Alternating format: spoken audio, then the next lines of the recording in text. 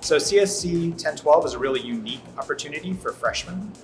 In their second semester at the U of M, you get that one time to take it. In the class, you will basically spend about 5 weeks learning some sort of a core skill. It could be something like programming, or it could be something like 3D modeling.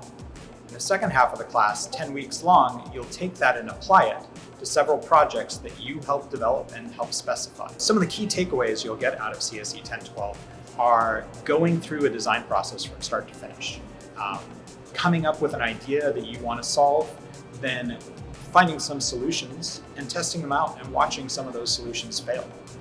That failure will help you really understand the problem and recover, change your solution so that it meets your needs, and then hopefully have some grand successes. So one of the things you'll walk away from this class with is a design that you built. So it's something you developed from scratch. There's no experience needed to join CSE 1012. We assume everybody starts from the same blank slate, and we teach all the basics from the ground up to whatever skills we develop.